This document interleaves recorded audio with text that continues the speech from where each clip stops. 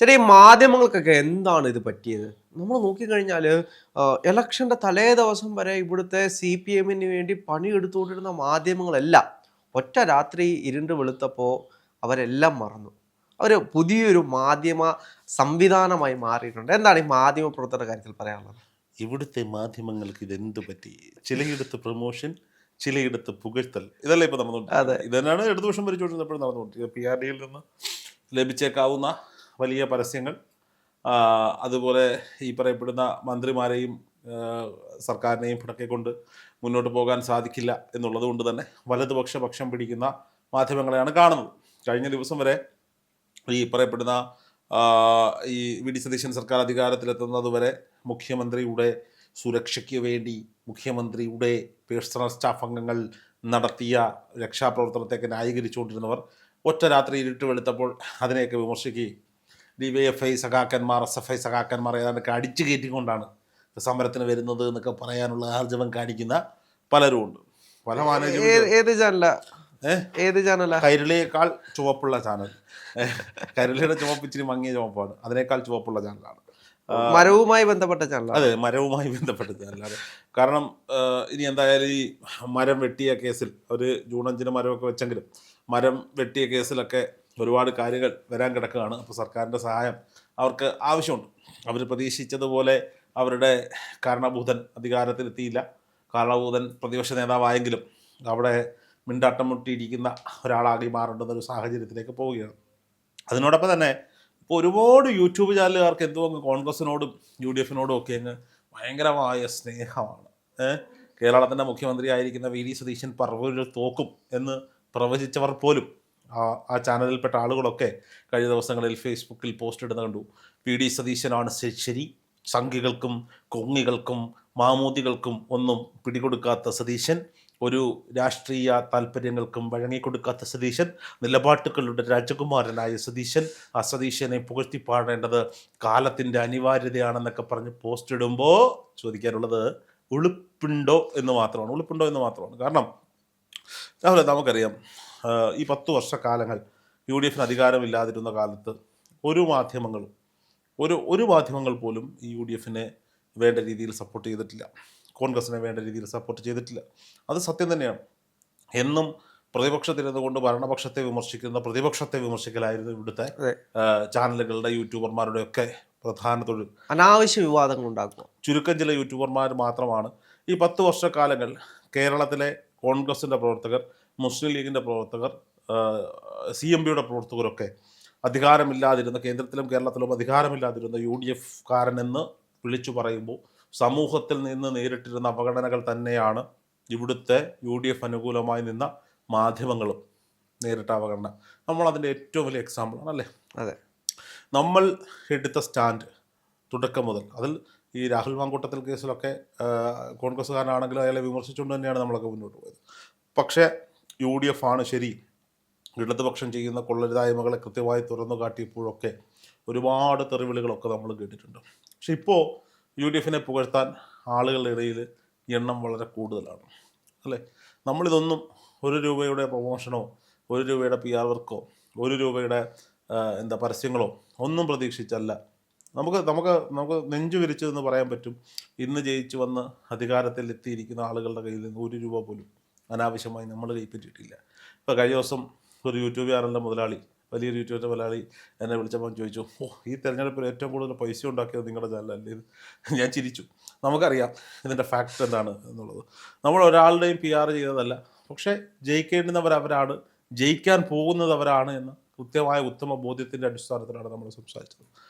Nation first തുടങ്ങി കുറച്ചു കാലം കൊണ്ട് തന്നെ കോൺഗ്രസിലെയും UDFിലെയും ഒക്കെ നല്ല പ്രവർത്തകരെ പറ്റിയും നല്ല നേതാക്കന്മാരെ പറ്റിയും അതുപോലെ അന്നത്തെ ഭരണപക്ഷത്തിൻ്റെ കൊള്ളരുതായ്മകളെ പറ്റിയൊക്കെ പറഞ്ഞപ്പോൾ ഒരുപാട് പേരെന്നോട് പറഞ്ഞു, നിങ്ങൾ കാണിക്കുന്ന സ്റ്റാൻഡ് ശരിയല്ല.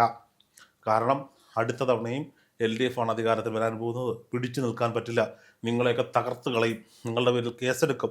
അപ്പോഴും നമ്മൾ പറഞ്ഞതാണ്, സത്യം പറയുന്നതിൻ്റെ പേരിൽ, നടക്കാൻ പോകുന്നത് പറയുന്നതിൻ്റെ പേരിൽ കേസെടുക്കുകയോ അകത്ത് പോവുകയോ ചെയ്യേണ്ടി വന്നാൽ അത് ചെയ്യാം എന്ന് തന്നെയാണ് നമ്മളൊക്കെ വിചാരിച്ചത്. ഇന്ന് ഇവർക്കൊക്കെ VD സതീശൻ ആദർശധീരനാണ്, VD സതീശൻ ഭയങ്കര സംഭവമാണ്, രമേശ് ചെന്നിത്തല ഭയങ്കര സംഭവമാണ്, ഇതൊക്കെ തന്നെയല്ലേ നമ്മളും പറഞ്ഞു കൊടുക്കും. അപ്പോൾ സ്വാഭാവികമായും നമുക്ക് സന്തോഷത്തിന് ഇടയുണ്ട്. നമ്മൾ പറഞ്ഞുകൊണ്ടിരുന്നത് കൃത്യമായിരുന്നു, നമ്മൾ പറഞ്ഞുകൊണ്ടിരുന്നത് ശരിയായിരുന്നു എന്നുള്ളത്. പക്ഷേ ഇന്നും മാധ്യമങ്ങൾ പുതിയൊരു വിവാദവുമായി വന്നിരിക്കുകയാണ്. കൺട്രോൾമെന്റ് ഹൗസ് മാധ്യമങ്ങൾക്ക് തുറന്നു കൊടുക്കുന്നില്ല. ഇതെന്താണ്? അപ്പോൾ പിണറായി വിജയൻ വീണ്ടും അവതരിച്ചതാണോ സതീശൻ? കൺട്രോൾമെന്റ് ഗേറ്റ് തുറന്നു കൊടുക്കില്ല. പിണറായി വിജയൻ വീണ്ടും പുനർജനിച്ചാണോ വി ഡി സതീശൻ എന്നുള്ള രീതിയിലുള്ള വലിയ ചോദ്യങ്ങൾ ചോദിക്കുന്നുണ്ട്. യഥാർത്ഥത്തിൽ 24 മണിക്കൂറും മാധ്യമങ്ങൾക്ക് മന്ത്രിമാരുടെ അടുത്ത് പോകേണ്ട ആവശ്യമുണ്ടോ? അല്ല, കഴിഞ്ഞ ദിവസം ഈ നിയമസഭ കൂടിക്കൊണ്ടിരിക്കുന്ന സമയത്താണ് ഞാനും രാഹുലും നിയമസഭാ മന്ദിരത്തിലേക്ക് പോയത്. അവിടെ മാധ്യമപ്രവർത്തകർക്ക് അവരുടെ സൗകര്യങ്ങളും മറ്റു കാര്യങ്ങളും നിയമസഭ കൂടുന്ന സമയത്ത് അവിടെ ഉണ്ട്.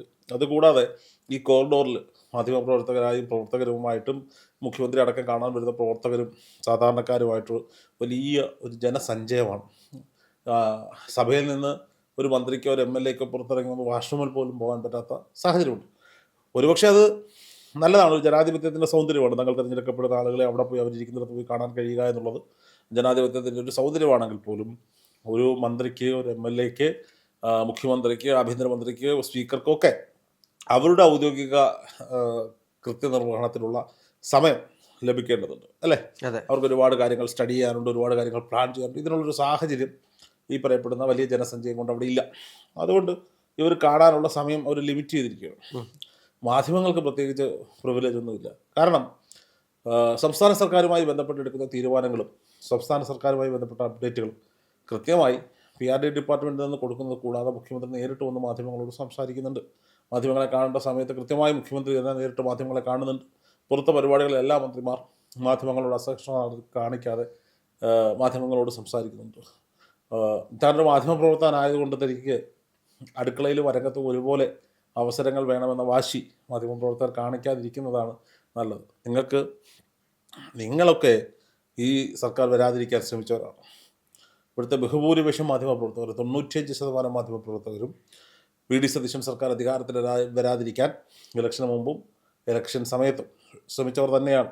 നിങ്ങൾക്കത് പറയാനൊരു പ്രിവിലേജും ഇല്ല എന്നുള്ളതാണ്. ഇവിടുത്തെ പ്രശ്നം, പ്രതിപക്ഷത്തിരുന്ന സമയത്ത് കോൺഗ്രസും UDF-ഉം മാധ്യമപ്രവർത്തകർക്കും സ്വാതന്ത്ര്യം വേണമെന്ന് പറഞ്ഞു. നിങ്ങൾക്ക് തുടക്കം മുതൽ തന്നിരുന്ന ഒരു സ്വാതന്ത്ര്യത്തെ നിങ്ങൾ മിസ്യൂസ് ചെയ്യാനുണ്ടായത്. അതെ, പിണറായി വിജയൻ്റെ ഒരു പരാമർശം വരുന്നതിന് മുമ്പ് താൻ പ്രതികരിക്കില്ല എന്ന് മുഖ്യമന്ത്രി തീരുമാനിക്കുകയും മുഖ്യമന്ത്രിക്ക് മുന്നിലേക്ക് മൈക്ക് നീട്ടിയിട്ട് 1, 2, 3, 4, 5, 6, 7, 8, 9, 10, 11, 12 തവണ ഞങ്ങൾ ചോദിച്ചിട്ടും മുഖ്യമന്ത്രി മറുപടി പറയുന്നില്ല എന്ന് വാർത്ത കൊടുത്തവരല്ലേ നിങ്ങൾ. ഈ 12 തവണ ചോദിക്കേണ്ട, ഒരു തവണ ചോദിച്ചാൽ മതി.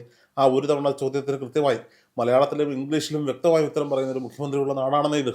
മുഖ്യമന്ത്രി പത്രസമ്മേളനം വിളിക്കുന്നുണ്ട്, മുഖ്യമന്ത്രി മാധ്യമങ്ങളെ കാണുന്നുണ്ട്, കൃത്യമായ പ്രസ് റിലീസുകൾ പുറത്തിറക്കുന്നുണ്ട്, അതിനെ പറ്റിയൊരു ടീമിനെ അവർ തയ്യാർ ചെയ്തിട്ടുണ്ട്. അതുകൊണ്ട് അത്തരം കാര്യങ്ങളിൽ അനാവശ്യമായ വിമർശനങ്ങളിലേക്കൊന്നും പോകേണ്ട സാഹചര്യമില്ല. നമുക്ക് ജനാധിപത്യത്തിൻ്റെ സൗന്ദര്യം തുളുമ്പുന്നൊരു സർക്കാർ അധികാരത്തിലിരിക്കുന്നു. പക്ഷേ കഴിഞ്ഞ ദിവസങ്ങളിൽ നമ്മൾ കണ്ട ഒരു കാഴ്ചയായിരുന്നു. ഇപ്പോൾ സലീം കുമാർ മരണപ്പെടുന്നൊരു സാഹചര്യം, അവിടേക്ക് വരുന്ന മാധ്യമങ്ങളുടെ ഒരു കുത്തിക്കയറ്റം അല്ലെങ്കിൽ തള്ളിക്കയറ്റം, അതിനകത്ത് ഇപ്പോൾ സലീം കുമാറിന്റെ മകൻ വരെ ചൂടാവുന്ന കാര്യം. അതിനകത്ത് ഈ മാധ്യമങ്ങളെല്ലാം അതിനെ തിരിച്ച് ഓൺലൈൻ മാധ്യമപ്രവർത്തകർ ഇട്ട് കൊടുത്തല്ലോ. അതെ, ഓൺലൈൻ മാധ്യമപ്രവർത്തകർ നിയന്ത്രണം പാലിക്കേണ്ടത് അനിവാര്യതയാണ്. ഒരാളുടെ സ്വകാര്യതയിൽ നിയന്ത്രണം പാലിക്കേണ്ട അനിവാര്യതയാണ്. മോർച്ചറിക്ക് മുന്നിൽ നിൽക്കുന്ന ഒരാളോട് കേരളത്തിലെ ഏറ്റവും പ്രമുഖമായ ഒരു മാധ്യമത്തിൻ്റെ മൈക്ക് പിടിച്ചൊരു ജേർണലിസ്റ്റ് ചോദിച്ച ചോദ്യമാണ്, ഈ സമയത്ത് പരിച്ചു കിടക്കുകയാണല്ലോ, ഈ സമയത്ത് ഏത് ഡയലോഗാണ് ഓർമ്മ വരുന്നത്? മാധ്യമപ്രവർത്തകയാണ്, ജേർണലിസം കഴിഞ്ഞ ആളാണ്, കേരളത്തിലെ പ്രമുഖ ചാനലിലെ മാധ്യമപ്രവർത്തക. മൈക്കും കൊണ്ട് എന്ന് ചോദിക്കണം, ഈ സമയത്ത് ഏത് ഡയലോഗാണ് ഓർമ്മ വരുന്നത്? മനുഷ്യത്വം എന്ന് പറയുന്ന സാധനം അത് പണ്ടേ ഇല്ലല്ലോ, പണ്ടേ ഇല്ല.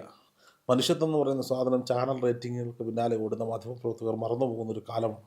അതിനെ ഓർമ്മിപ്പിക്കാനും കൂടി ഇവിടെ ഒരു സർക്കാരുണ്ട്, അവർക്ക് മേൽ നിയന്ത്രണം ഏർപ്പെടുത്താനും കൂടി ഇവിടെ ഒരു സർക്കാരുണ്ട് എന്ന് തോന്നുന്നത് വളരെ നല്ല കാര്യമാണ്. കഴിഞ്ഞ ദിവസം വി ഡി സതീശൻ എന്താ പറഞ്ഞത്? എന്നെ ഒരു മാധ്യമങ്ങളും, എന്നെയോ എൻ്റെ സർക്കാരിനെ ഒരു മാധ്യമങ്ങളും പുകഴ്ത്തേണ്ട, ക്രിയാത്മകമായി ഞങ്ങളുടെ ഭാഗത്ത് തെറ്റുണ്ടെങ്കിൽ അത് ചൂണ്ടിക്കാണിക്കുക തന്നെ വേണം, തിരുത്തേണ്ടപ്പോൾ ഞങ്ങൾ തിരുത്തും. അതെ, അത് നല്ലൊരു കാര്യം തന്നെയാണ്. 100% അദ്ദേഹത്തെ വിമർശിച്ചോളാൻ അദ്ദേഹം തുറന്നു പറയുന്നു. തിരുത്തുക എന്ന് പറയുന്നത് ഒരു പാർട്ടിയെ സംബന്ധിച്ച് അല്ലെങ്കിൽ ഒരു സർക്കാർ സംവിധാനത്തെ സംബന്ധിച്ച് ജനങ്ങളെ കേൾക്കുന്നു അല്ലെങ്കിൽ അഭിപ്രായങ്ങൾ ഞങ്ങൾ എടുക്കുന്നുണ്ട് എന്നതിൻ്റെ ഏറ്റവും നല്ലൊരു കാര്യം തന്നെയാണ്. അതിൽ വി ഡി സതീശൻ നമ്മൾ അഭിനന്ദിച്ച് വി ഡി സതീശനെ മാത്രമല്ല ഈ മന്ത്രിസഭയെ മുഴുവനായിട്ട് അംഗീകരിച്ചേ പറ്റൂ. ഈ തിരുത്തൽ എന്ന് പറയുന്നത് എന്താണ്, യൂട്ടേൺ എടുപ്പല്ല. യൂട്ടേൺ എടുപ്പ് പറഞ്ഞപ്പോഴാണ് ഇത് പറഞ്ഞിട്ടും ഞാൻ പിടിച്ച മുയലിനും 12 കൊമ്പാണ് എന്ന് പറഞ്ഞ് നിന്ന് അവസാനം ഗത്യന്തരമില്ലാതെ ജനപ്രക്ഷോഭങ്ങൾക്കൊടുവിൽ മാറ്റി തീരുമാനമെടുക്കുന്നതും ജനങ്ങൾക്ക് എതിർപ്പുണ്ട് എന്ന് മനസ്സിലാക്കി അത് തിരുത്തുന്നതും രണ്ടാണ്. അതെ, കാരണം നമ്മൾ സണ്ണി ജോസഫിന്റെ കാര്യത്തിൽ സണ്ണി ജോസഫ് വിഷയത്തിൽ മാത്രമല്ല, മറ്റു പല വിഷയങ്ങളിൽ ഇപ്പോൾ കുട്ടികൾക്ക് ഒരു ദിവസം കളർ ഡ്രസ് ഇടുന്ന വിഷയം വന്നപ്പോഴും അവർ പറഞ്ഞു ഞങ്ങൾ തന്നെ എതിർപ്പുണ്ടെങ്കിൽ നമുക്കത് പരിഹരിക്കാം എന്ന് പറയുണ്ടായി. മനുഷ്യസമിതിയുമായി ബന്ധപ്പെട്ട വിഷയത്തിലൊക്കെ അവർ ആ തീരുമാനത്തിലേക്കൊക്കെ പോകുന്ന സാഹചര്യമുണ്ട്. എന്തായാലും വി ഡി സതീശൻ്റെ നേതൃത്വത്തിൽ ഒരു ജനകീയ സർക്കാർ കേരളത്തിൽ അധികാരമേറ്റിരിക്കുന്നു. മികച്ച ഒരു കൂട്ടം മന്ത്രിമാരും ജനപ്രതിനിധികളും അവർക്കൊപ്പമുണ്ട്. ഈ നാടിന് നല്ല പ്രതീക്ഷ ഉണ്ട്. ആ പ്രതീക്ഷയ്ക്കൊപ്പം മാധ്യമങ്ങൾ വന്നതിൽ സന്തോഷമുണ്ട്. അത് ഇനി എന്തിൻ്റെ പേരിലായാൽ തന്നെ